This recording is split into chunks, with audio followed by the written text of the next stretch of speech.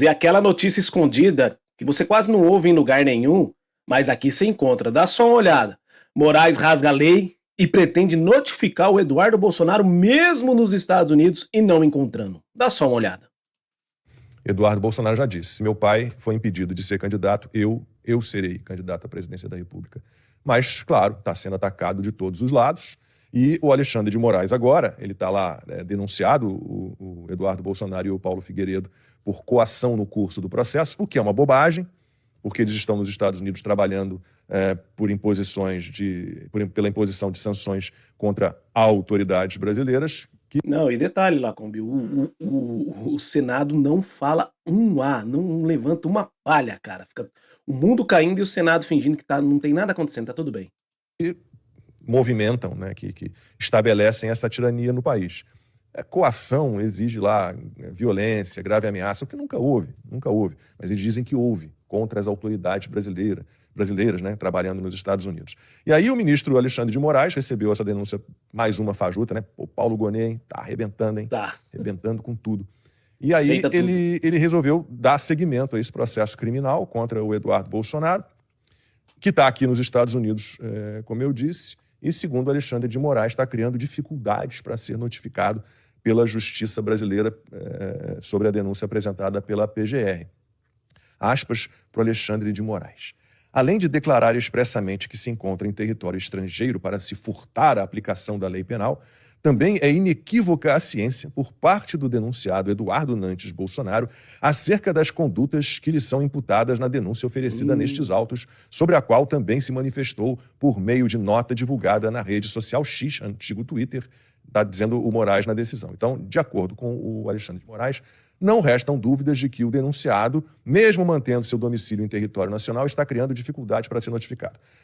A notificação, então, do Eduardo Bolsonaro será feita por edital, com a comunicação oficial da denúncia publicada em veículo de comunicação público.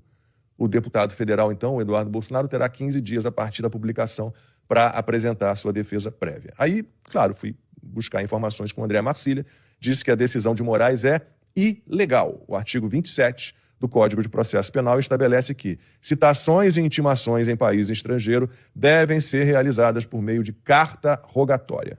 Somente se o país estrangeiro negar seguimento à carta ou se o réu não tiver endereço conhecido, admite-se a citação por edital. Não é o caso.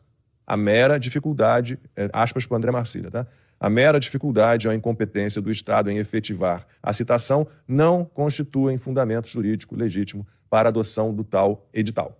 Acelerar o processo à custa de ignorar a citação, o ato formal mais relevante de qualquer processo judicial, caracteriza desvio autoritário grave, expediente típico de regimes de exceção, ditaduras, em que se relativizam garantias para alcançar os fins desejados. Ou seja, eles fazem qualquer coisa para atingir o objetivo deles e alcançar aqueles que eles acham que são os fora da lei. Nossa. E aí, a gente pode até pedir para a produção deixar na agulha aí a publicação do Martin De Luca, se puder já botar a traduzida para o português, que é o advogado... Tá na minha... Já em português? No meu X está em português. Tá. Da Rumble e da plataforma do grupo de mídia do Trump.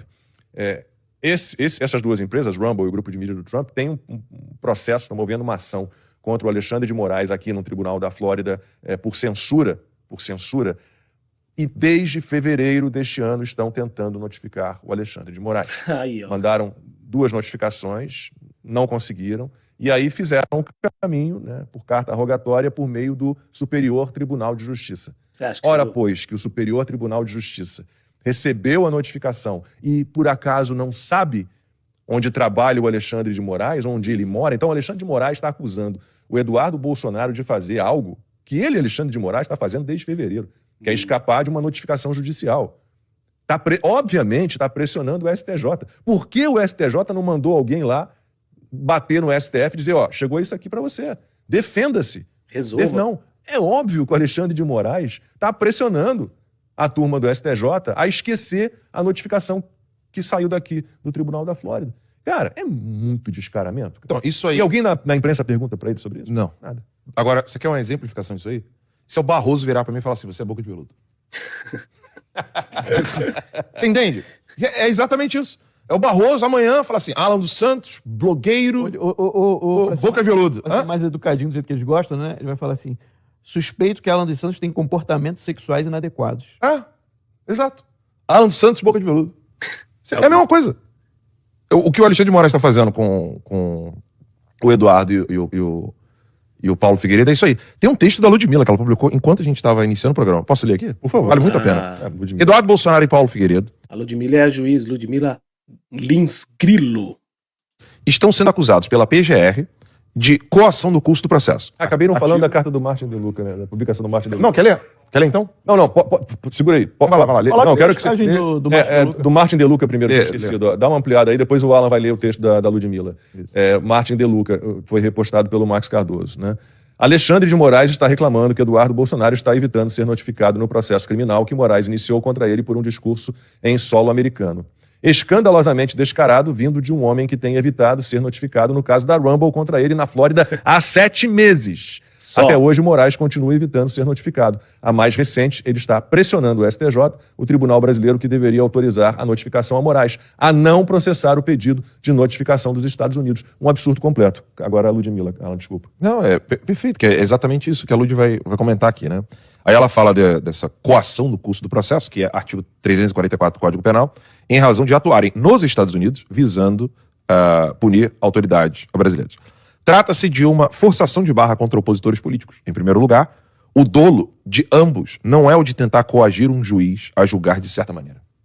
Eles sabem muito bem que o resultado do processo já é certo contra eles. O que eles querem é a punição internacional de violadores de direitos humanos, o que qualquer cidadão pode ir buscar. Esse é o dolo que é certo contra eles. O que eles querem é a punição internacional de violadores de direitos humanos, o que qualquer cidadão pode ir buscar. Esse é o dolo. Eles estão exercendo no legítimo direito de expressão e de articulação política. Tanto eles estavam certos que conseguiram a temida Magnitsky junto ao governo dos Estados Unidos. As condutas apontadas como grave ameaça, entre aspas, a Ludmilla colocou aqui, ocorreram em território estrangeiro, no caso, dos Estados Unidos. A lei penal brasileira se aplica, via de regra, a atos praticados no Brasil. E o crime de coação no curso do processo não se enquadra nas raras exceções de extraterritorialidade incondicionada. Além desses argumentos, vemos também que nem Eduardo, nem Paulo têm poder de aplicar por si sós sanções em ninguém. Nesse sentido, mostro no vídeo um julgamento do TJ do Rio Grande do Sul absolvendo um homem do artigo 344 do Código Penal pelo mesmo motivo. O nexo causal, isso está no canal dela, na TV Injustiça, o nexo causal da mesma forma é fraquíssimo.